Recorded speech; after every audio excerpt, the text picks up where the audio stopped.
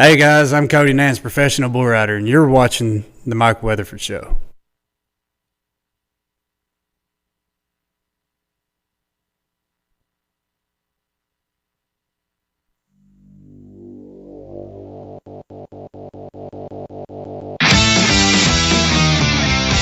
And now, coming to you live from Studio B in beautiful downtown Paris, Tennessee, My Paris TV and Paris Production Studios presents Keel Media Network's #1 rated program, The Mike Weatherford Show.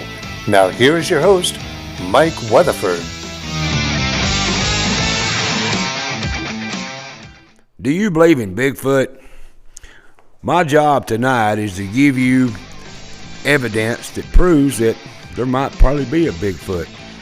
We got David Bakara will join me here in a minute. He's from down in Georgia. He's got a museum down there packed plumb full of evidence of Bigfoot. But before we get to him, I've got a special co-host tonight I want to introduce. Jonathan Lodge, how are you, my friend? What's going on, man? Tell me something. I'm excited to be here. When you called me the other day and you said, I want you on the podcast, we're going to talk about Bigfoot, I said, oh my gosh, this is a dream come true. This is going to be awesome.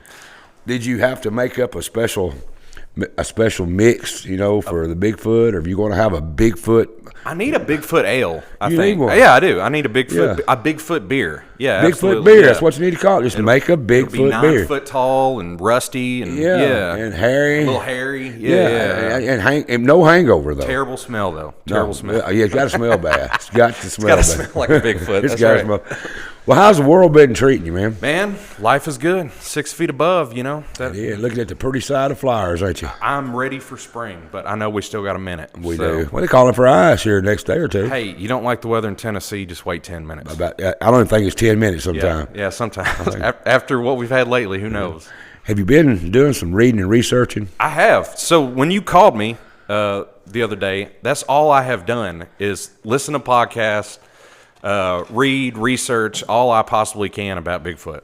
So I knew nothing about it, and I had an open mind, kind of like what we talked about going into this.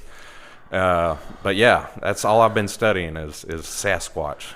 So well, we're gonna get with a guy here down in Georgia, and he's got a museum that's cram packed with artifacts, evidence, and his knowledge about Bigfoot.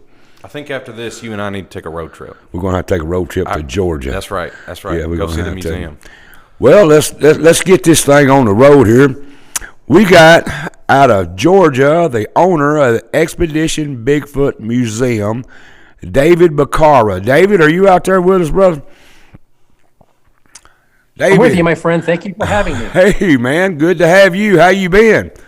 I'm doing very good. Actually, it's a nice warm for a winter day up here. It's been beautiful up here. It is. Well, you're down there from here. So you're in Georgia. You're more southern than I am. So I'm in Tennessee. I'm sorry, say again? I said, I'm in Tennessee. You're further south than I am. Yeah. Yes. Yeah, we're up here in the mountains. We're usually looking at snow right now. Yeah. My fruit trees are all blooming. Uh-oh. Oh, man. Yeah. That's awful. That's bad news. That's bad That's news. bad news. Tell me something. You are the owner and the curator of the Expedition Bigfoot Museum. Is that not correct? Is that who you are? Yes, sir, that is correct. That's correct. What in the world got you into doing a Bigfoot museum? What got you started down that road? Tell me a little bit about your history and why you started it and all about that.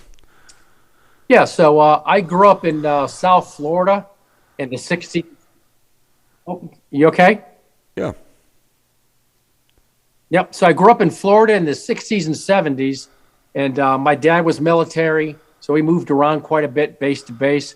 But we spend most of our time in South Florida, and I started hearing things on the news and in newspapers I was reading about the Florida skunk ape, and they were talking like it was just a normal, regular animal, and which was very surprising because the more I kept hearing about the skunk ape and it was chased, and I heard there was stories of them chasing buses with tourists in it, and it was actually colliding with what they were teaching me in school. I think that's the part that really stuck in my brain. I'm going to school and they're teaching me this, but everything I'm hearing about this giant 8-foot humanoid completely contradicts it. And I thought, even at a young age, that was interesting. And so anyways, as I grew up, I've been watching movies about it since I was 12. I read books, just consumed everything I could read on it. And anyways, when my wife and I raised kids, moved up to Georgia, and I was already a BFRO investigator. I was talking to people, and that changes you quite a bit when you actually reading a book about Bigfoot, seeing a video, but when you're face to face with somebody, especially a good citizen, honest person, starts to change you. But anyway, so we moved up here about 9 years ago, and I kept thinking, God, it's so beautiful up here. I wish somebody would open up a family attraction. And I've been toying with opening up a mobile Bigfoot museum, like out of an RV. But I never thought it would be big enough, that RV. So anyway, we ended up renting this building that came up about 9 miles from our house. It's about 7,000 square feet, and we just kept adding to it. Opened up in 2016, sketched out a few exhibits. And I'm a huge fan of Disney, Universal Studios, old Florida attractions, Right. and retro stuff. It just all melded together. All of my friends are Bigfoot people. I mean, frankly, I don't really hang out with people that aren't Bigfoot people. I just find them the most interesting. Our minds are a little more open to things. And yes, so we're on year 6, and we started off with about 26,000 people a year, and right now we're up to about 90,000 people a year. Man, almighty. Where did all that, the sightings in Georgia, do you have many sightings around Georgia? I mean, Bigfoot sightings, are they pretty predominant in Georgia, or is it basically a Florida thing you've noticed? That's actually a great question. Before I moved up here, I did all my research and investigations in Florida, did a lot of on-site investigations, go to people's backyards, would camp out. And we moved up here. I was a little disappointed because according to the records, there just weren't that many sightings up here.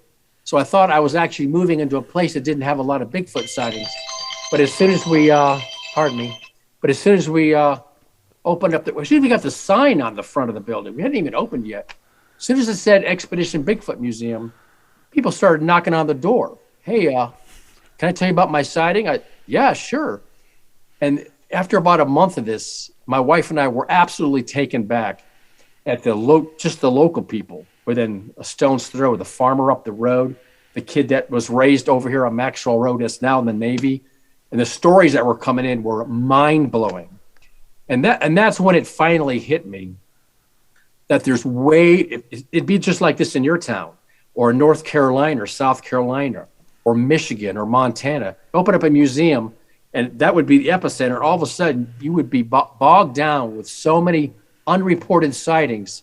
It would begin to change your thinking that these things are not seen rarely, but they're seen a lot.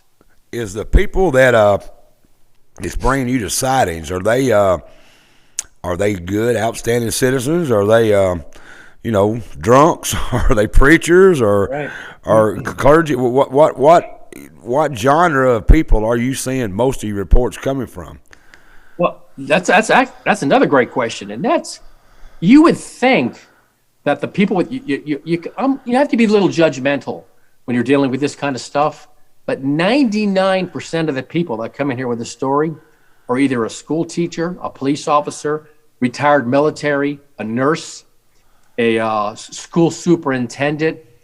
It's like the people that seem to have, that want to tell you their story, they have a confidence that you're going to believe them because of their background, I think. So I think there's a lot more stories out there, way more that I have not heard.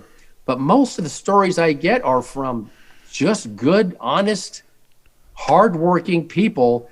And when they start reliving the emotion, when grown men start to cry in front of you, you're dealing with something very moving, very frightening, and it changed their lives. So as I do this, I know that I have a responsibility to support the people that come in here. Sure. These good people that have been ridiculed. And let me tell you, the ridicule factor, it runs deep, my friend.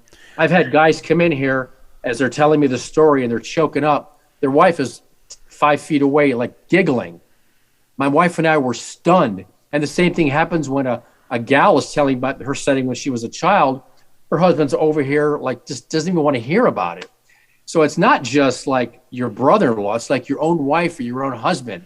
It's so deeply embedded into us that these things cannot be real, that when you see it in front of you, when you see that kind of disbelief from married couples, that's powerful as well. Why do you think that? Why do you think that Stigma, people believe that it can't be real? I mean, where do you think that stems from? Where do you think that stigma stems from?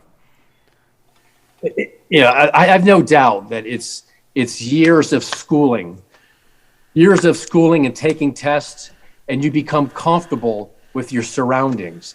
And after a while, you become confident in your surroundings. And if somebody introduces something to you that you have little proof of, that completely upsets that comfort, you will reject it just about every time. So, I think that's, and I don't blame people. I mean, I don't blame people. I've had good guys in here that have been hunting their whole life, and they go, "You don't understand. I've been hunting my whole life. My dad has been hunting his whole life, and we've never seen anything." And when I started talking to those people, it really had an effect on me that kind of helped me steer me in a little different direction. That actually took me in a good direction, because those people are as honest as the people that are telling me they saw one. And they have a very valid point. When you out there hunting every weekend and all your hunting buddies are hunting, and you talk about hunting and none of your friends mention a Bigfoot, but somehow I'm telling you that one was spotted a mile from here. It comes back every June or every October to take the apples off a lady's tree. Of course, it sounds silly because you would see signs of them. So this topic is far more complex than we think it is. David, have you seen one yourself? Have you personally looked out and seen one with your own eyes? Yeah, I've seen two in Alva, Florida in 2010 at a witness's property. He was having problems with one. I don't think he realized he had two. And we saw two of them through a thermal. We watched them for 10 minutes. They didn't know we could see them. They were both peeking at us from behind trees. So they go back behind a tree. They had the arm wrapped around the tree. They'd peek out. And the other one would peek out. And my thermal at the time, 2010, couldn't record. We could only see it. Right. So, so I've seen two. And then I've been bluff charged by one of the Green Swamp, checking my cameras. I didn't see that one in daylight, but I could hear him crashing through the woods trying to get me to leave. And I did. So I've had experiences with them. Frankly, I don't need to go out there in the daytime and see one, because I've talked to a lot of people and it deeply upset them. Like they have nightmares and they say, you don't understand, when you see one, you can't unsee it. And that's all you can see for a long time is that face. It's a human face attached to a thing that's not human. So for a lot of people, what you're seeing, and not to mention it's 7-8 feet tall. So you're seeing a big, giant monster with a human's face attached to it, right. And things start shorting out your brain. Processing it is almost impossible. Kevin Keel, my producer of this show right here, he's seen one. I don't know if you knew that or not, but he's seen a Bigfoot in the Green Swamp in Florida, which I'm not familiar with that area. Do you know where the Green Swamps of Florida is? Yeah. I was bluff charged by one in the Green Swamp. Okay, well, he says he's seen one down there. That's a great place in Florida. Right. But John, why do you think you were bluff charged by one? What do you, when you're talking about bluff charging, what are you talking about? Like an elephant, I guess, would do. Just going through things, crashing through the woods? I was checking my cameras on the power line trail. I had about 9 cameras down the power line trail that cut through the Green Swamp. It's the only dry area. It's raised, and we knew they used those for traveling. Mm-hmm. And I just pulled my camera cards out and changed batteries. I'm on a mountain bike, and I'm riding out a couple miles through the Green Swamp to get back to my truck, which is at the trailhead. And I had a wood knocker. All I had was my wood knocker on my handlebars. Little backpack with some batteries, an extra camera, some string, a little knife or something. I had no weapon. I stopped at an intersection of these two trails to catch a rest, to have a little squirt of water. I thought, hey, this is a good place to do a wood knock. So I got this broad daylight. There was nobody around. I didn't pass anybody come in. There's no more cars in the trailhead. I get out and take my wood knocker, walk over to the tree like I've done 100 times. Never had a response. Went over, I did a wood knock, bam, bam, bam. And it wasn't 2 seconds later, something came completely unglued between me and the power line trail. When I say it didn't make any vocalizations, it sounded like somebody was trying to drive a tank out of the woods. I could hear something crashing coming out, and I'm thinking, I know this area. It's just this trail that goes to the power line road. There's no trees on the power line. Whatever is in that swamp, it's coming out, and I triggered it with that wood knock. And I'm sitting there thinking, well, I'm going to sit here and wait a minute till this thing comes out. And I can hear it getting closer. It never stopped. It just kept crashing, smashing. It sounded like it was pushing trees over it, but it did not make any vocalizations. And the more I sat there looking around, getting nervous, thinking, I'm on my mountain bike. There's no way I can. And this thing sounds absolutely peed off. And I got on my bike, and that was a funny moment in my life that here my quarry, I think this is what I think it is about to come out. I get on my bike and I tear off. I go around the corner and I stop and I get off my bike. My brain's telling me, dude, you're going to see it. You're going to see it. But the other shoulder's telling me, get the heck away out of here. This thing is mad. You triggered it. I don't know if it thinks you're another Bigfoot. I don't know what it's thinking. But my brain was telling me that I could not think of anything else that would come out, just started trashing the woods coming out from the swamp at me. So do you certainly wasn't a deer. Do you carry a weapon now after this experience? You said you said you didn't have a weapon on you. Do you carry a weapon now after this experience? I carry a weapon when I'm in the woods with my wife. I don't normally carry one with me when it's just me. Is she more dangerous than a big? Are you saying your wife's more dangerous than a Bigfoot? Yeah. No, I've read enough missing 401 stories. I'm very protective of my wife. I understand, sir. I understand. But what is a tree knocking doing? I mean, is that some kind of a mating call, or is it a territorial call? Yeah. In your opinion, what the hell does a beating on a tree have to do with a Bigfoot? Yeah, I think my opinion is pretty much the general thought. It's just some kind of a communication, right? Some kind of a locator. Bang, right. Bang, I'm here. We think there's some significance to how many bangs, but anybody that tells you no, it is, they're just guessing. Right. So it's really the only way that we have to instigate some communication back at a distance, like so they can hear us. Okay, that's your personal experience. What is most of the reports that you get in Georgia? I'm talking about in your area down there. Are they mostly just quick shots? People just glance at them, or is it long? They can see them for a long time. Or is it trail camera pictures? What tends to be the gist of what people tell you they see around Georgia? I tell you, there's really most of them are. I've got them on my property. Most of them there are not road crossings like you would think. Right. Most of them, I was barbecuing and something was huffing at me, and I could see a shadow. I ran in the house, came back out the next morning, and I found 2 tracks. That's what most of them are. Most of them are just like, I just saw I get a lot of road crossings. Right. But then I get some really, really interesting ones that I'd probably say there might be 10% of the ones I get are really pique my interest. And those are when they actually, they come into the house at night. Come inside the house? Come inside the house with people? Yeah. Hell. That's wild. That's wild. Yeah. Go ahead with that story. Yes. I want to hear about them. Do they knock on the door, or they just walk in, or what the heck? Explain that. They will at times find, if you leave them a way in and there's something interesting in that house. A lot of the stories that I'm hearing, the most interesting one I heard is because it was back in the 50s, right here at LJ. And they had, it was in the summer, and they didn't have screens on the windows. They had shutters that would open up. Right. In the summer, they just opened up the doors, the windows. And this fellow was here telling me that his mother, before he was born, his older brother, when he was a baby, they lived in a little cabin out here. And he said, my mother heard a noise coming from the baby's room in the middle of the night. And she gets up, opens up the little door into the baby's room. And there, she said, is a wood booger or a booger. It has crawled into the baby's room, heard the baby crying. And this wood booger, which is what they call him here in Georgia, is trying to nurse the baby. Jesus. The mother screamed, and this thing dropped the baby in the crib and leapt out the window. Well, maybe when that's he told me this, I'd never heard that before. I have heard of that similar thing before, but never in front of me. And I thought I was waiting for the punchline. I mean, I really thought this guy was pulling my leg. Sure. But he was not pulling my leg. You and know, he said his mother is actually still alive.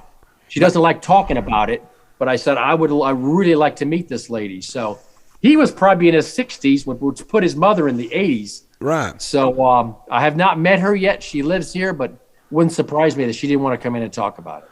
That is something, Jonathan. That's wild. So, but there's still, so we talk about evidence, and then we talk about proof.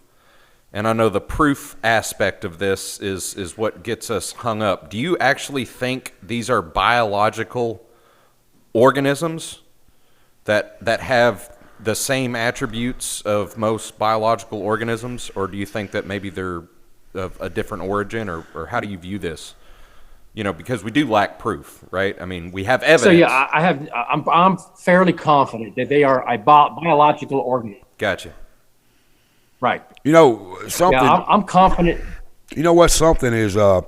It's very. A lot of people doesn't know this, and I did a little research. I have to with this variety show that I do. It's so many different subjects. That I don't know. I don't know about nothing. But I looked up the mountain gorilla was discovered in 1902. Yeah, that's wild. That's not long ago.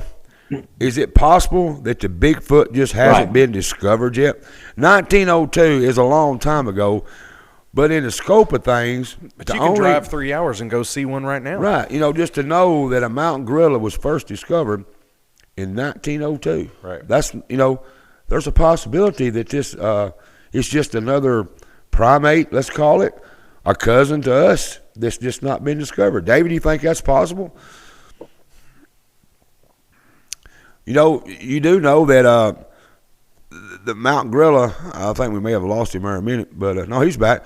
The mountain gorilla was only discovered in 1902, so that's not really that, 100 years, 120 years ago. That's, in the scope of things, that's not long. There's a lot of other animals. Jonathan, it's just been recent. The panda bear, when was it discovered? Yeah, that was like 1910, something like that. 1910, so we're not asking far-fetched questions to say this may be a primate, a cousin, Neanderthal, or something, but I know for one thing, he's the hide and go seek champion of the world. He is the champ. He is the champ of hide and go seek. That's right. Hide and seek champion of the world, right there. So, David, where do you think from the fossil record? Where do you think that this? Or do you lean towards Gigantopithecus? And forgive me if I'm pronouncing that wrong. Do you think it's one of the great apes that they found the bones from in southern China, or where do you think the fossil record for this, where it comes from? So when you mentioned the mountain gorilla, yeah. So you mentioned the mountain gorilla, and that's kind of the avenue I was taking originally. Right. And then I started hearing strange stories, and other investigators have heard them as well, of red glowing eyes. Right. Nothing can illuminate its eyes. Right. And we used to think it was possibly a reflection from a light or a headlight, but then I started hearing people go, no, there was no flashlight, there was no porch light. They just glow on their own. My headlights, I wasn't in my car. So you start hearing these strange attributes that don't quite match up with the mountain gorilla. And then you start hearing stories from people that I was driving my car at 50 miles an hour, and this thing was running right next to my car or running in front of my car with a chicken in its hand at 50 miles an hour, and its legs were moving so fast that it was a blur. And the chicken, and it was just a white buzz. And I had an Olympic runner tell me this. She had one right in front of her car. She says, David, this thing, I'm doing 50, 55 miles an hour. It's right in front of my truck, my car. It's all lit up. She says, I can see all the muscles moving in it. And she says, it's running this fast, and it looks like it's only toying with me. It looks like it's not even busting a sweat. And I've heard these kind of stories from other people. So you have to start thinking, yeah, mountain gorillas, they will walk around on 2 feet, kind of funny. But I don't know any mountain gorilla that can run 50 miles an hour. No, my comparison of the gorilla was when they discovered it. You know, it was only discovered in 1902. Right. So I was thinking maybe the Bigfoot is a primate that's just never been discovered yet. But we have fossil records of the mountain gorilla. My question was, where do you think the fossil records lie with Bigfoot? Do you think it is Gigantopithecus from southern China, or where do you think, if you're saying it's a biological creature, where do you think it came from on the evolutionary scale? It's not from the evolutionary scale. It doesn't belong on the evolutionary scale. Anybody that tells you that is part of the evolutionary scale cannot explain to you a path of their existence. I'm telling you, they are a biological animal. And that's why I'm still hanging into this after 40 years of research, is because they are purely biological. They're just an animal, but they don't belong anywhere on. There's no path for their evolution. So we tend to make a lot of comparisons to the mountain gorilla. The mountain gorilla only lives in one tiny little place in Africa. Right. And these things are all over the stinking place. They're in Vietnam. They're in China. They're in Japan, Australia. They're in New Zealand, and they absolutely cannot be in New Zealand. But they are reported in New Zealand. They've been reported there for hundreds of years. Really? So when you start to look at the evidence of how widespread these things are, and we have so tiny in the fossil record, it's minuscule, that in my opinion, the Gigantopithecus is a convenient fable made up to try to keep this giant ape in line with evolution, but in fact, it does not belong in the evolutionary scale. That's just my learned opinion after 40 years. That's experience. And it's unpopular. That's right. Yeah. That's I just call him a big ass ape. What I'd call him. I mean, that's kind of what up here in the western part of Tennessee. If Jonathan, you and I was out one night drinking some liquor, and we was riding down the road with a designated driver, of course, I got to throw that in. Yes. And we seen one. I just say, look at that big ass ape. I think we're redneck enough to shoot it though, and we'd have a body. I don't know, man. I mean, dude, Well, if one came into my household and tried to nurse one of my children, it's getting shot. Well, you got to think about this, man. I mean, you would want to think that, but at the awe of the moment, man, I'm giving people the benefit of the doubt. I've been in situations where, why didn't you shoot him? Certain animals. And I say, that's the last thing I thought of was shooting him. I was in such an awe by what I seen. David, could that be a reason why there is no body? You know, because at the time when you see one, you're going to be at awe. I mean, you're not supposed to see that. That ain't supposed to. What your eyes are telling your mind ain't supposed to be doing that. Basically, could that be the reason why no one shot one? I mean, if I seen one out in the woods, and I own hunting land, quite a bit of land. If I see something like that out there and I got a gun in my hand, I'm probably going to be checking him out before I shoot him, because my mind's going to be telling me what my eyes are seeing is a lie. Does that make sense? It does, and I've talked to a lot of hunters that have actually had their gun on it, and when it looked at them, even though they were frightened, and their fear was telling them to pull the trigger, they knew that as they looked at this thing's eyes, they could see a thinking animal back there. So their brain, there was a big conflict going on. That I'm scared, but what if this thing is some kind of a man? And I think most of us guys have that upbringing. Be careful, don't point this gun at a person. Never point the gun at a person. You only aim it at what you're going to shoot. It's going to be an animal, and you're going to eat that animal. So immediately, in good hunters, there's a conflict. And I can understand that. Yeah, but we wear orange because there's bad hunters. That's right. What about these Bigfoot conventions that they have all over the country? I see them on TV. I'm not contradicting them, but they it's like they call in the hogs. They'll get out there and they'll rent a building. They'll call the hogs in. Everybody get there and tell. Well, your opinion on them. Are you part of that, David?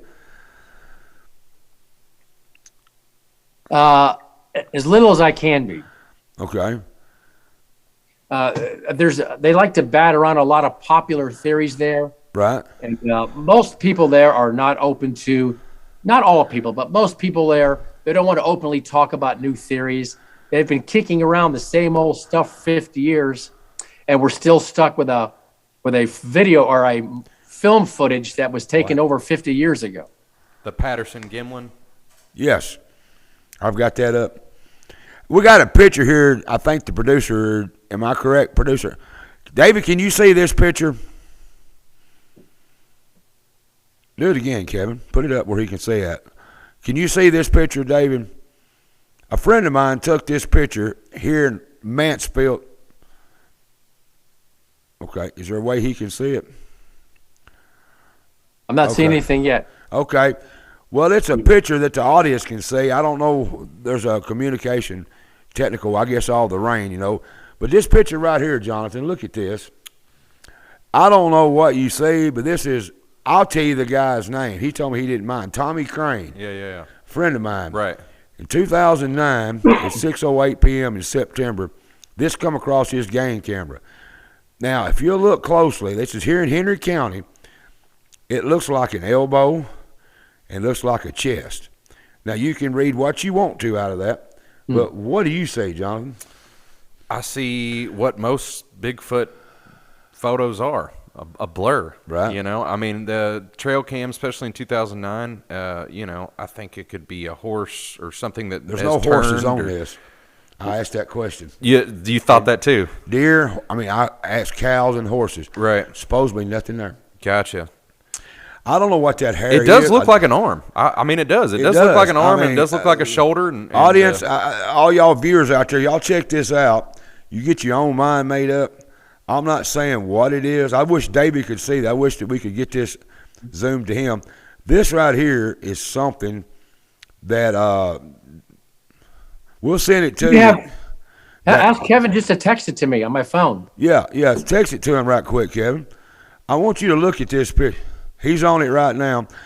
This right here, to me, is evidence of evidence. Well, I mean, plus, what Tommy. is it? Yeah, Tommy, that he's not, I asked him, I said, Tommy, no, he's that. a good friend of mine. Right. And I said, Tommy, can I use your name? He said, I don't care. I said, you not host this, I'm going to look like a fool. He said, no, Mike, that's what come on my camera. Yeah. And I'm sure a lot of people around here have seen that picture. And he doesn't know how to explain it. He's just saying, hey, look, this is looks what like, come on my camera. looks like, right, this is what came on my camera. David, I want when you get that text, I want you to look at that picture.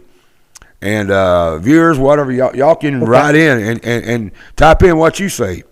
I got a media, they can say, I can see what you think it is, people. I mean, everybody can just type in, but that's, come on. I wouldn't want to find it on my trail cam. I'm not going to lie. No, I mean, what the hell is it? Yeah, I don't know. It could be a lot of things. It could be a dog's tail, and it could be anything. It could be a person in a Bigfoot suit. It could be anything, and you're right. And I'm not saying either way. I'm on the fence here. I'm staying on the fence, but it could be a Bigfoot just as well as it could be a dog's butt. I feel like, again, the camera's 4.5 foot off the ground. There's so many people that are just not responsible hunters that we would have found. We would have shot one or one we would have hit it with a car or something. That camera was 4.5 foot off the ground. Right.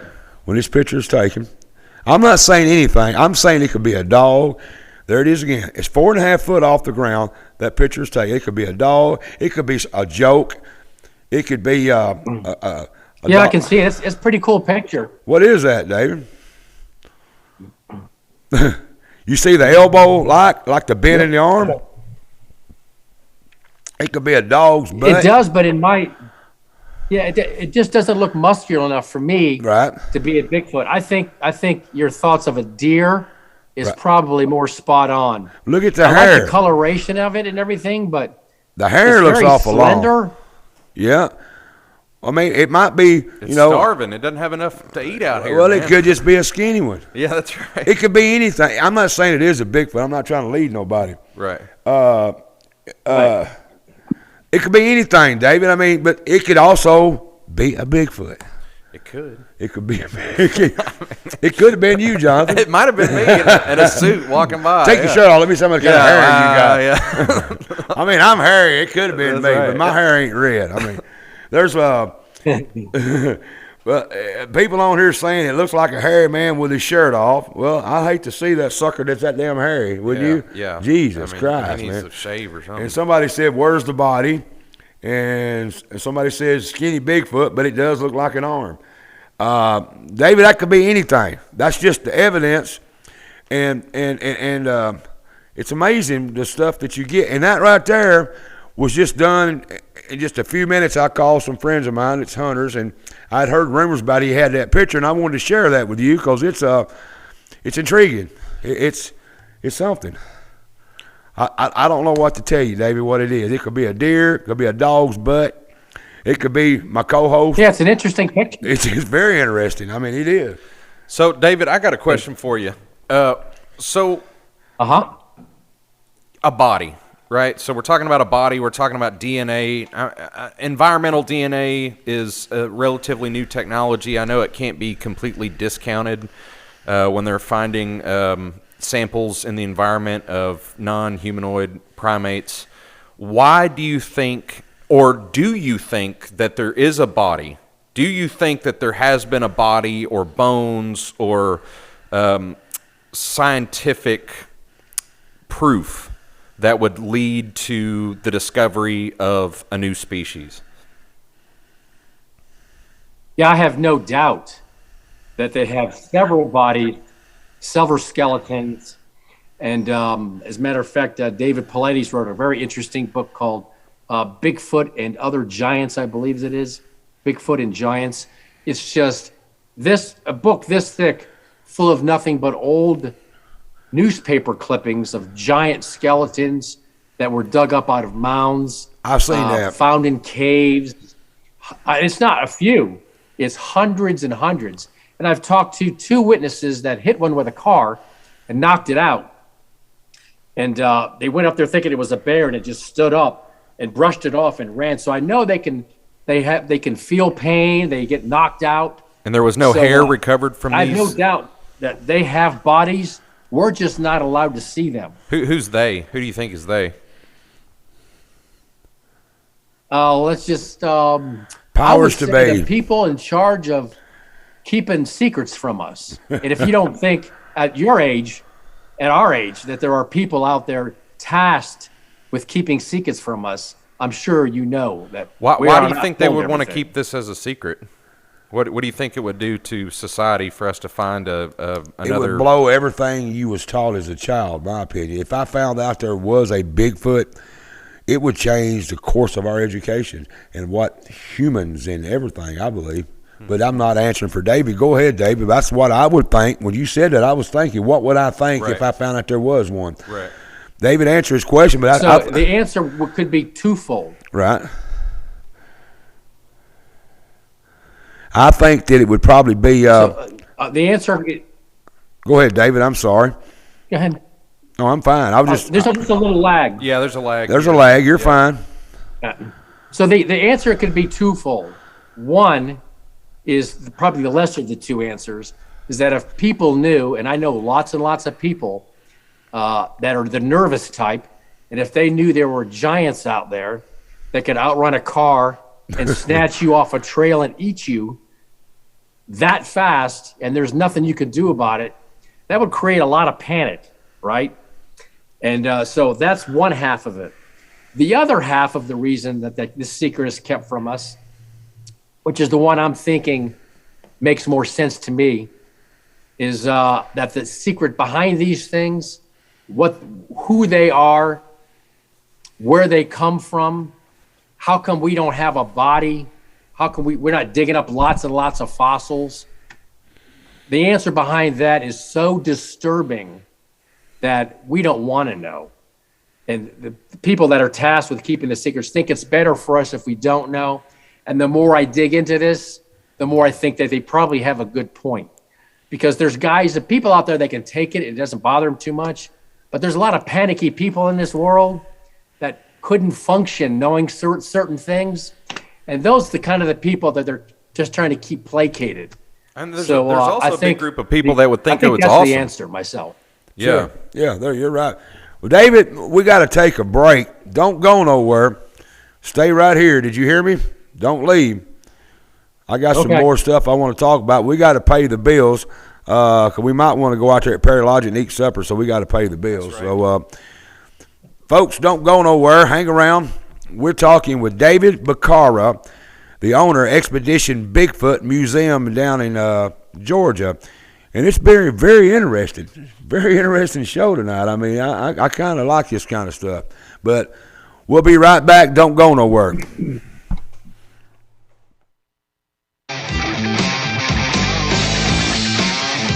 This presentation of the Mike Weatherford Show is being brought to you by Paris Power Sports, a bad boy and skag mower dealer and service center that is the area's leading power sports company since 2016. Mow with an attitude and power on. Napa Auto and Truck Parts. With over 95 years of experience, you can trust the Napa know-how. Take Me Back Cafe, delicious home-cooked family-style meals in a nostalgic, warm, and inviting atmosphere. Take Me Back Cafe, great for the entire family. And the attorneys at Hawley & McAdams, who with over 90 years of combined experience, pride themselves in competent, thorough representation, utilizing their vast experience in a broad array of practice areas. Voted favorite law firm in the 14th Annual Reader's Choice Award, Hawley & McAdams are proud and honored to serve you. Don't let pain become a way of life. Voted 6 years in a row as the winner of Favorite Chiropractor in the PI Reader's Choice Award. Dr. Dustin Forrester can help restore your sense of normalcy and help put some spring back in your step. We are proud to announce the addition of Dr. Grace Burden to our staff, providing the service of dry needling for all our patients. Call our office at 731-644-9000 to schedule your appointment today, and you could be another one of our many happy and satisfied customers. The decision to buy or sell a home can be a difficult one, and it's important to have someone you can trust during that process. Landmark Realty is that someone, committed to serving you and to building solid, long-lasting relationships. Our experienced real estate agents with established professional networks work hard to help you find your perfect dream home. Browse our wide variety of homes at landmarkrealtytn.com or stop in at either of our 2 locations in Camden or Paris. Don't live in the past. Let Landmark move you into your future. Whether it's real estate, business, criminal, or family law, civil litigation, estate planning, or even personal injury, attorneys Andy Clark, and Chad Cox of Clark & Cox PLLC provide the experience and trusted representation that you're looking for. A long-standing Paris PI Reader's Choice favorite. Clark & Cox address your legal issues using the team approach, setting into motion a strong and highly competent and capable staff to assist you with all your legal needs. To find out more about how we can help you, visit clarkandcoxlaw.com or call us at 731-642-4446. L.I. Smith & Associates, a full-service engineering and surveying company that combines 40 years of industry expertise with new cutting-edge technology to provide innovative solutions to real-world problems. Headquartered in Paris, the professionals at L.I. Smith are dedicated to providing high-quality surveying and civil engineering services throughout Henry County and the surrounding region. L.I. Smith & Associates, industry expertise, innovative solutions, and community-focused. 54 Fuel Mart, a great place to eat with friendly staff and some of the best gas prices in town. Stop in for a bite to eat or get treated like family. That's 54 Fuel Mart, 1213A West Wood Street in Paris. For the last 35 years, Terry Leonard has litigated civil and criminal cases in both local and federal courts across Tennessee. Raised in Benton County and coupled with his background in small business and farming, Terry's experiences provide him unique insights on the challenges faced by West Tennesseans today. A Christian, conservative, and active Republican, Terry believes strong values create a strong community. Firmly believing that all deserve the right to be treated with dignity and respect, Terry has provided extensive pro bono legal work for the less fortunate. Terry Leonard, experienced, fair, honest, and caring. Vote Terry J. Leonard this May 3rd as your candidate for Circuit Court Judge. Find out more at voteterryleonard.com. Paid for by Terry J. Leonard, candidate for Circuit Court Judge Division 2. Misha Adams, Treasurer.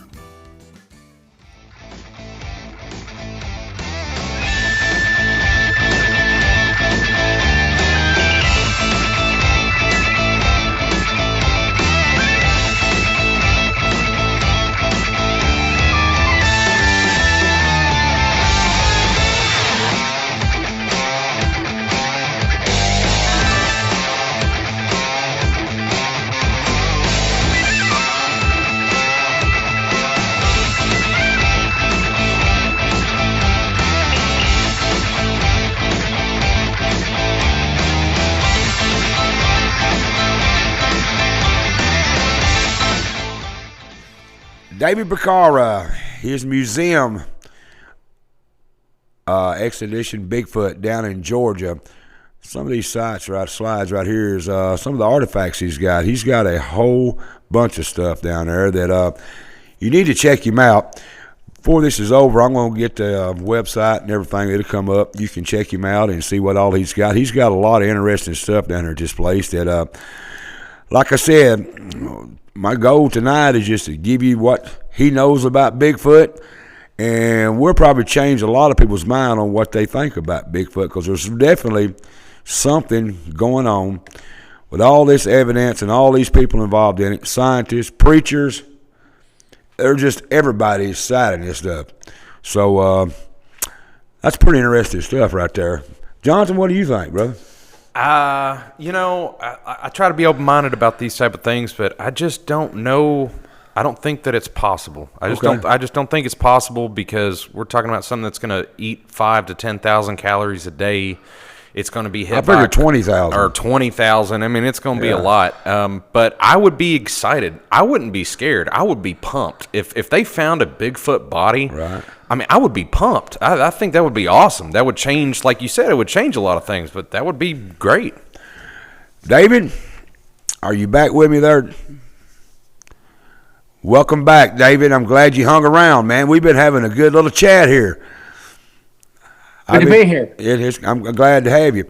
I think we got a few pictures I want to show you, but before then, I'm going to a couple more questions I want to ask you here. You got my wondering up. My daddy used to say my wondering danders is up, because I wonder, do you get reports tied in with UFOs? Does UFO and the Bigfoot, do they run parallel with each other, or are they just two separate deals, you think, David? They run parallel to each other. I've had the well guy put my well in, came in and told me about this giant hovering triangle that went over him and his wife at Lake Nautilus. I have not personally heard Bigfoot and UFOs together, but there's a great author named Stan Gordon who wrote a whole book about it. And there was a whole summer in, I think, 1976 in Chestnut Ridge in Ohio, or Pennsylvania, excuse me. And so there's no doubt in my mind that they do run parallel. I don't get a lot of parallel, but I know they do run parallel. I remember when I was a child, that was back, they did have TVs, Jonathan, when I was a kid. But Lee Majors, remember that show, The $1 Million Man? He had an episode about Bigfoot. We can rebuild him. And it come out. Do you remember that, David, where the $6 Million Man had an episode?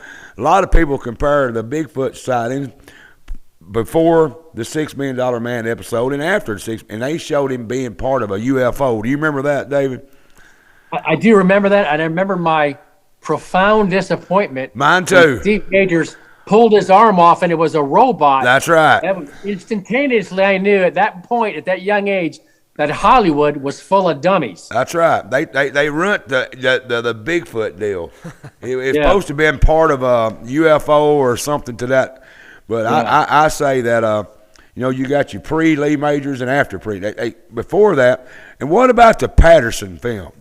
Patterson Gimlin, that's the interesting. Is it real? Is it a hoax? What is your opinion, David, on that? Kevin, can we show that so people will know what I'm talking about? There we go. We're showing it, David. You don't have to see that, because I'm sure you've seen it a bunch of times. This is called the Patterson right here, the Patterson film. That's been circling around since the 60s, I believe. David, correct me where I'm wrong, and just tell me what you think this is. I know you've seen that in probably 1,029 times. Mm-hmm. Bluff Creek. So I think it was taken in 1960, and as a matter of fact, in my opinion, it is 100% real. There's no doubt in my mind, and it's not because I think it's real. It's because I've listened to so many specialists that made costumes for Disney, and they had no technology to make a costume. I also know that Roger Patterson didn't have two nickels to rub together. He had to rent the camera. He certainly couldn't afford to pull off a costume like that. And the nice thing is it's a film. It's not a video. It's not digital. Right, it's a film, correct? It can't be touched up or run through Photoshop. We all know what it looks like since the 60s. Mm-hmm. So, yeah, there's no doubt. Not to mention, you can see the toes splay up. Bill Mums did a nice digital breakdown. You can now see the toes open up. It's not a boot, it's a foot. So, yeah, there's no doubt in my mind that it's real. It's still the best footage to date. Well, David, in your opinion, what are some of the most compelling evidence that the people's watching this show? I'm sure they're watching this around. We've got viewers in Australia and Philippines and everywhere watching this.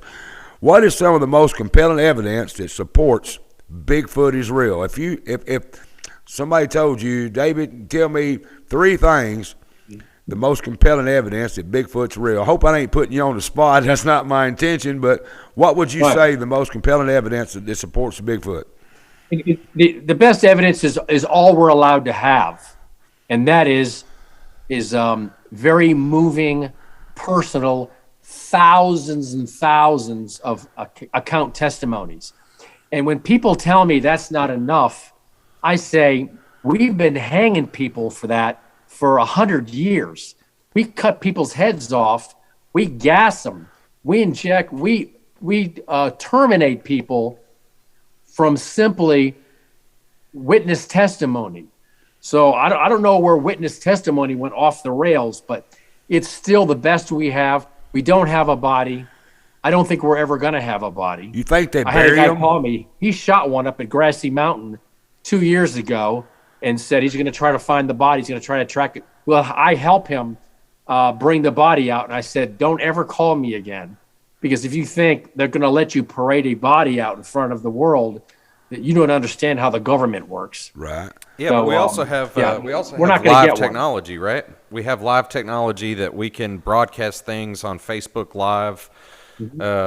So I wouldn't think that some 16-year-old that creamed one with their Ford F-150 going 100 miles an hour down the Lake Highway, I wouldn't think, why in the world wouldn't they pull out their cell phone and put it on Facebook Live? I mean, there's no government intervention at that point. Yes, sir. Do you think, David, that they bury their dead? I think they probably do bury their dead, but I don't think that's why we don't find their bodies, because we bury our dead, and we've been digging up skeletons for 1,000 years. We have truckloads of skeletons that were buried. As a matter of fact, if you bury something, you increase the chances that somebody's going to find it, because the animal won't dig it up and disperse the bones. Right. So they probably do bury them, but I don't think that's got anything to do with whether we find the remains or not. There is some evidence that I've seen. I wish, Kevin, before we start, you know that one picture, I know we're having some technical difficulties here. Kevin, text him that picture of the foot with the spayed out toe. Have you got that, Kevin? Okay. I'm going to send you a picture that's in your museum that I picked up on. And Kevin, the producer, is going to send you a picture. And I'm going to enlighten my co-host over here on one thing that we can all relate to. When you get this picture, tell me you have it, David. And then I'm going to enlighten you on something that we can all relate to. Heck yeah. It's kind of crazy, but we've all done this. And so... Kevin, is it going to work that way, you think? The producer's trying to get it shot to. It's on your way to me. Don't say nothing, David, but when you get it, just tell us you've got that picture. Then, Kevin, I want you to show it to the viewers, and I'm going to tell you something. Okay, he don't have it ready to show. Can you get it ready, producer, or is it or is it not doable? Oh yeah, Lauren Coleman. So yeah. Okay. Say again, Kevin. Okay, we'll come back to it. The producer's going to work on that. What that picture is, it's a Bigfoot track, and he's got one toe kicked out to the side. Right. Evidently, Bigfoot has a house. He's got dressers. He's got coffee table. Because how many times you got to hit your damn toe on one of them things in the middle of the night? It felt like your little pinky went. Plus, he's busting up into people's houses. Yeah, I mean, that toe's hanging to the side, right. So that's proof that there is. True. I want you to see this picture. How many times you hit your pinky toe? Get up in the middle of the night, come flapping through the house. I got kids. I step on Legos and there toys. You go. Man. So it's this guy, worse. this one dude's foot is all deformed, and I can realize that he's probably kicked the coffee table because I did that in the middle of the night. Right, Slip right. Go and hear some noise, go through there and hit your pinky toe on the coffee table. Well, that's poor Bigfoot right here. That's what he did. David, you know the one I'm talking about, correct? That picture? Yeah. Yeah, that's where he got up in the middle of the night and hit his toe on the coffee table. You've done that. Yeah, that's got to be what that's about. My producer kind of told me in my ear, he said, I dropped the ball, Mike. But, that stuff happened. That's a pretty good picture right there of all of that. So, go ahead. So biologically speaking, what do you think these guys are obviously they're needing to sustain themselves with 5 to 10,000. This is a rough estimate just based off of body mass. 5 to 10,000 calories. What do you think they're eating? I mean, what do you think that they're consuming to reach the sizes? What do you think's out there? Because I'm a bit of a forager myself, and in West Tennessee, there's just not a whole lot you could on a daily basis without scavenging food from humans. I don't think they live here. I think they come through. Oh, I got you. Well, actually, Jonathan is absolutely right. He's 100% right. And these things, grizzly bear experts say a grizzly bear and a full-grown 8-foot Bigfoot would have approximately the same calorie necessities at 30,000 calories a day. And they travel in groups. People see them moving in groups. So that's not just one. There might be 2 or 3 that require 30,000 calories. Wow. And most people, when they see these things, they're healthy, but they're getting those calories. So Jonathan's got an extremely good point. How in the world can these things be spread out all over, in every state of the union, and getting that kind of caloric intake? And we don't see it. They should be in gardens. They should be out there eating cows, which they are. I've talked to people that have them. But the caloric intake is 30,000, and the reason they're getting that calories, we don't know how. I have an idea. What's your idea? But you're not going to like that. What's your idea? No, let's hear it. What's your idea? They're only here some of the time. Some of the other time, they're someplace else. That's what I said. Yeah, that's what Mike was saying, that they don't actually live here, that they're just passing through. Yeah, they're like the Native Americans, they followed the buffalo. I mean, we know like panthers, they have like a huge range. Look at white-tailed deer. Right. Yeah, you humans, as we know ourselves, are the only ones that can sit down and live in a house and go to the grocery store, get something to eat, and come back home. They have to travel. White-tailed deer, squirrels. Right. When you're feeding, I told you it'd be 30. I didn't realize it'd be that kind of calories. That's crazy. 30,000 calories is how many calories is in a squirrel? Not, I would say what? Bones and all? I don't know. What do you think? 400, 500? I don't have a clue. I'm not. I've never even thought about in my entire life how many calories are in a squirrel. Well, I mean, we're trying to figure out what they're eating. I understand. Yeah. I mean, and deer. Right. Something as big as a grizzly bear, they eat a full deer. Oh, yeah. A couple of days. They'll come back and just keep coming. I can, like I said, I'm on the fence of this.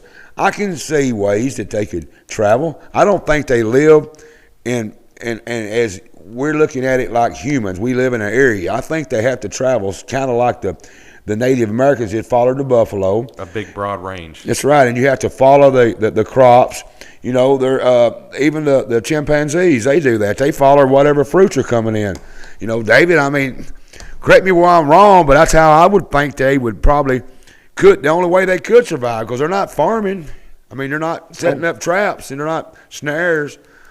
They got to be. And They move up and down, you know. But I'm just, there again, I'm trying to sound like I'm saying they are Bigfoot, but on the other end, I've never seen one. I've never seen anything that resembles one.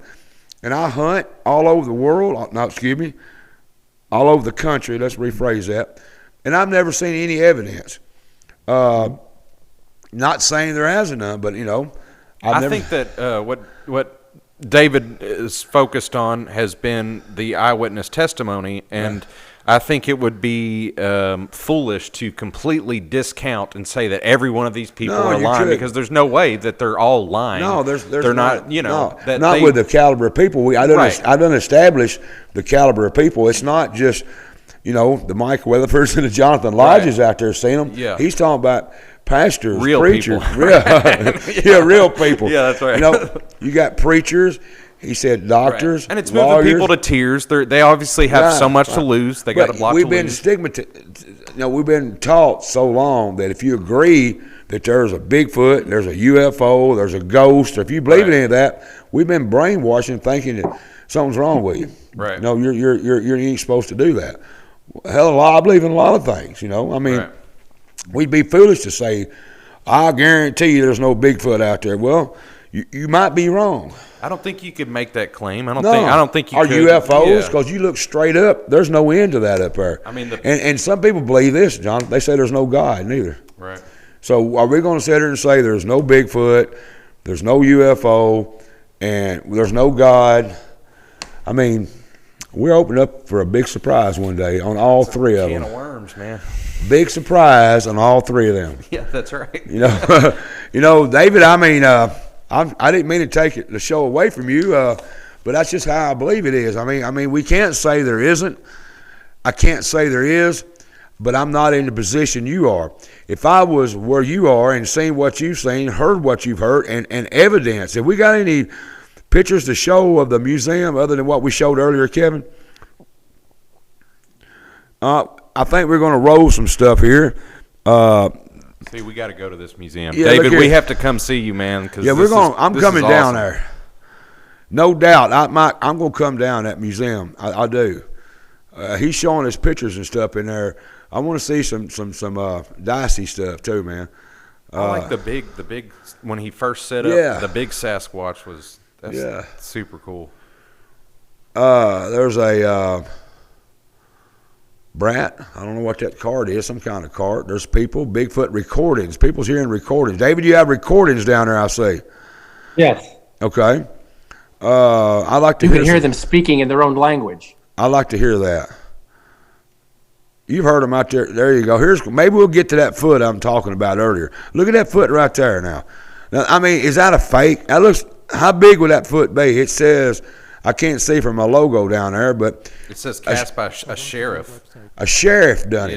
Yeah. And I mean, is a sheriff a liar? No, I mean, yeah. He found that. He found that and cast it for sure. Right.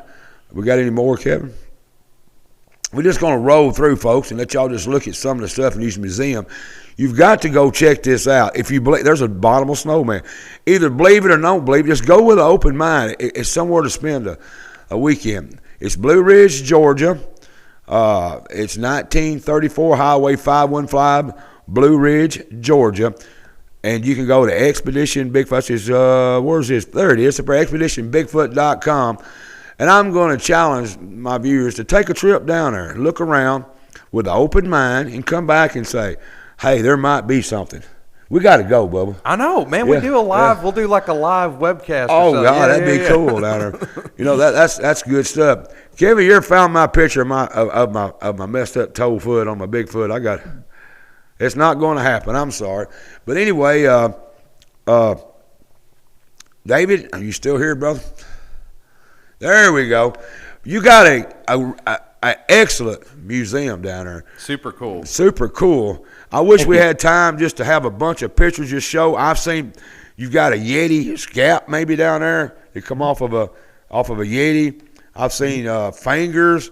You've got all kind of, other than just eyewitness, you've got real stuff that you can look at that right there, just boom, 7,000 square foot. That's big.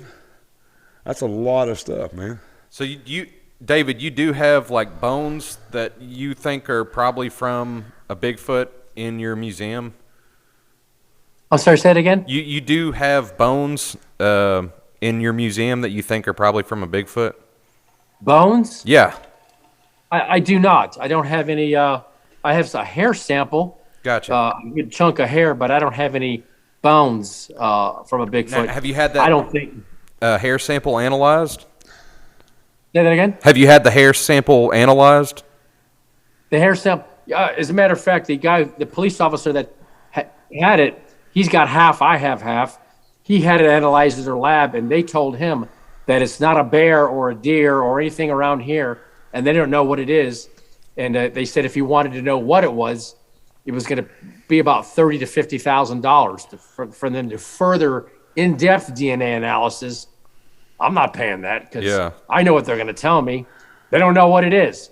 So I don't need anybody to tell me, pay $50,000 to tell me that. I already know. Right. They don't know what it is. That is some, man. I don't know, folks. I mean, there's the evidence. I mean, he's got the evidence at his museum. Yeah. And you've heard the man talk. He's talked to eyewitnesses. That's just everyday people, doctors, lawyers. He's talked to all of them, and the evidence is right there. We gotta go, man. That's all there is to it. We gotta go down there and see it. I mean, it's just amazing that people still doubt it because they don't have a body, they don't have a skeleton, David. They haven't seen it themselves. But remember, in 1902, maybe 1901, the world didn't know that we had a mountain gorilla. Right. In 1910, we didn't know we had pandas. It's true. And this is 2022, and we might not know we got Bigfoot. I think we might need to go hunting. I'm just saying. Well, yeah. What are you going to do? I'm going on Facebook Live if I shoot a Bigfoot. What I want to know is if you do the mating call, yeah. You know, that's how you hunt deer. Right. What are you going to do if they respond? I mean, this is why you what are you going to do? If you're out there looking for Bigfoot and you do the mating call and one of them shows up, are you prepared for what's going to happen? I mean, I think. Are you going to be a dud, or I'm going to have my way with him? I guess. Man, I think I'm gonna. You know, I'd be packing some heat. No, you do a mating call for a Bigfoot, right? And it shows up. Yeah. What are you going to do? I'd be nervous. You going to mate? I'd introduce myself. Are you going politely? Yeah. Yeah. You going to buy it a beer? You going to? Yeah. You going to? I mean, how are you going to hit on it? That's right. That's right. David, I've enjoyed it, man. I hope you have too. Thank you. I really enjoyed you coming on, man. I mean, this has been exciting. I mean, we've done a lot. We only get an hour, and I went over a little hour, which I've got a big mouth. I can't get nothing done in just an hour, but I hope you've really enjoyed yourself like I have. I did. Thank you. And honestly, you're going to look up and you're going to see me, which I'm a big old guy myself. I'm about 200, and I ain't going to say 250, 260, about 6'3". Hell, I look like a damn Bigfoot. You're going to look up one day and I'm coming through your door. You'll know who I am. But I look forward to meeting you. I'm going to come down there because we always looking for somewhere to go. How far would that be down there to where you're at? We're about in Georgia, at the bothern part, center part, northern part? North Georgia. I'm only 20 miles from the Tennessee and North Carolina border. I'm right up the very top corner, top northwest corner of Georgia. Okay. You're not really that far. That'd be just a good weekend trip. There you go. Friday, hang out Saturday and come back Sunday. Yeah. Well, man, I want to tell you how much I appreciate you coming on. We're going to get out of here. We got some other stuff we got to do. But, David, I really, really, truly appreciate you coming on and spending your Tuesday afternoon with me or Tuesday night. And you've enlightened me on a lot of stuff. You have. I mean, I'm going to lean probably opposite from my buddy over here. You haven't proved that there is not a Bigfoot. You proved that what you're saying is true. And I've enjoyed talking with you, David, because I've learned more in this conversation than I had in my reading and things that I prepared for this. And I'm excited to discover one. I'm excited. I hope that one day we do get a body. I hope that one day it is proven beyond a shadow of a doubt that Bigfoot exists, because I think it would be awesome. I think it'd be super cool. It'll be quite a day. That's right. Yeah, it'll be a day we'll all kind of remember, I'm sure. Well, David, I appreciate you again for coming on. I really do.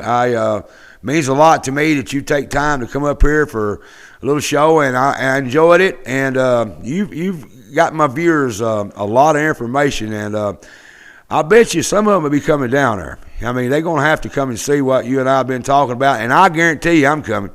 It may be when I get a long weekend, you'll look up and there I'll be. But, man, I want to tell you again, I appreciate it. And, Jonathan, I appreciate you too, man. Of course, man. Had a good time. David, maybe next time we can see each other, we got a real Bigfoot you can hold up and show the world. That'd be nice. All right, brother. Appreciate you. Hang around. We'll talk to you later, man. Thank you. Nice talking to you. All right. Next week, we've got a good show. We've got a Michael May. He is a movie producer. He will be here to talk about the movies he shot around this area. He shot one over in LBL that was pertaining to a Bigfoot or extra or something over there, a skinwalker or something to that extent. We got just tune in next Tuesday. You'll see what I'm talking about. And he's in the process of shooting a movie down. We're going to find out what this producer and actor has got going on. Who never know? You never know. We're liable to all be a movie star before this is over. Jonathan, I appreciate you coming in too, man. Anytime. I do. I enjoyed it. Yeah, I really. I think that. What do you think? Is there a Bigfoot? I hope. I hope, but yeah. Be sure if you go hunting a Bigfoot and you do the mating call, have somebody with you with a camera, because I want to see what you do when I'm gonna have a gun, man. No. I want to see what you're gonna do about an 8-foot tall running hairy 60 woman, miles an hour. Hairy woman runs over at you. I'd be excited. With stars in her eyes, and she puts a. I want a camera. I mean, it's 2022. You got to be open-minded, bub. That's correct. Folks, don't go nowhere. We've got a special guest coming in here tonight. We got to talk to tonight. Come on in the show here, Heather. We're going to get you all set up here. Yeah, we're going to bring out Dr. Melton. She's going to talk about her new show she's got going. He's getting you a chair. Yeah, I guess so. Yeah, he's getting you one right behind you there, hon. I'm weighing this. You're fine. You let her sit there. We'll make it work. Come on in, Hal. Oh. Don't fall. Yeah. If you do, I know a doctor. Yeah. What do you think about Bigfoot?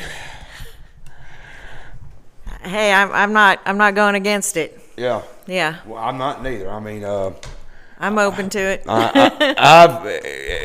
I've been in some places and seen some people that if they ain't Bigfoot, by God, they're all over it.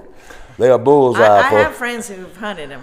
Really? There's trips you can go on to hunt them. So see, this is what I need. That's what I'm talking about. Yeah. This is what we need to do. Go down to the museum and then take a trip and hunt some Bigfoot. Well, I mean, I don't think it's like deer hunting. I don't think you just go hunting. How do you know? Well, it just randomly. You just drive around where people send them in the past. Banging sticks and get them out, man. Yeah, that's what I'm saying. Right. Heather, tell us about your show. What you got going? Well, we just started, as you know. I guess it was now 2 weeks ago. We had our inaugural episode, and that episode featured Phil Campbell, who's a fitness expert, had actually been here in the McKinsey area and worked with Bethel University, but he trains elite athletes all over the world, and he gave us some really good information on how to maximize your workout so you're not wasting your time. Because I know you probably started it since you watched my podcast. I have been doing them. You've been doing some Sprint 8. Yes, yeah. 8. So I have. It about kills you, but it is a really efficient way to exercise. And so that was our first episode. We did that via Zoom. So it was kind of a test, but it turned out really well, just kind of like what you just did. Yeah. And this week we're going to have an in-studio guest who's also local area and going on the health and fitness New Year's resolution theme. We have Dr. Ken Berry coming in, and he has become an expert in keto or ketogenic diets. So there's a lot of myths around that. There's a lot of misinformation out there, and he's going to give us tips on how to get started, how to avoid pitfalls, and what to do and what not to do during that hour. So I think it'll be really informational. Is biscuits and gravy keto friendly? Cauliflower biscuits? I don't know. No, I'm talking about pure old biscuits and cornbread. That's not a ketogenic diet. I can't do keto then. I got to have my biscuits and gravy. Well, your show is on Thursday. Thursday night at 7 o'clock. We will air it then, and I think tonight we're going to re-air the episode, right. our original episode, with Phil Campbell. Now, where can people see your show at? We need to tell everybody where to go. I want everybody to know to go to Heather's show. So first of all, we have a Facebook page. It's called Health Matters. You can like and follow there, and just like your show, Right. it will air live through that Facebook page. But then those videos will be shown on YouTube as well. You're doing recorded shows now? Recorded So you're shows. going to be, if they go to Health Matters, it'll link up to the YouTube channel because you're not going live yet. We are going to be going live, but not yet. So Right, we have just to accommodate our guest, actually. right. So our first 2 episodes are recorded. Did you fix to go live? So that's We're going to go live. You're going to have to. Yeah. And when you go live, you know, all the mess ups, everybody gets to see them like mine. You know, all Yeah, my, I don't. Yeah. You don't mess up, Don't though. mess up.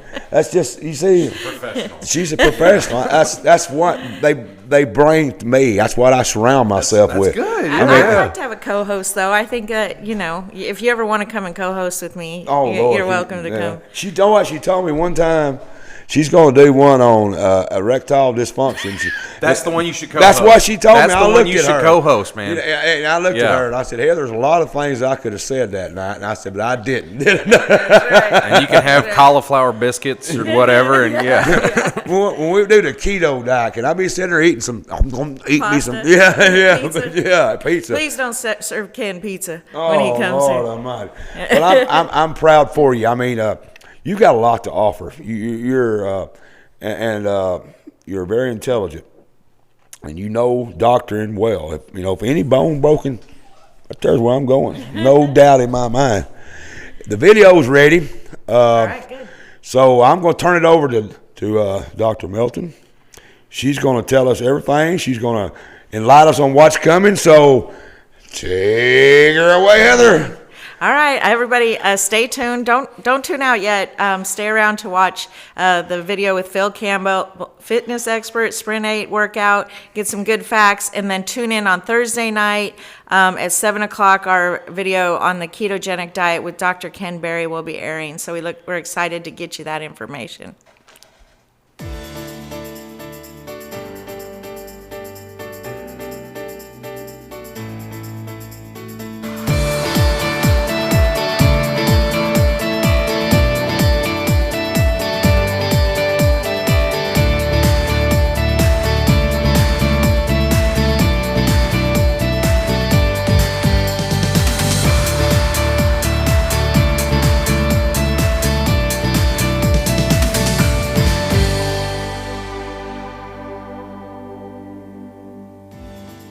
Welcome, everybody, to the inaugural episode of Health Matters. We are really excited about what we're going to bring to the audience, not only this evening, but in future episodes. We hope to provide some really helpful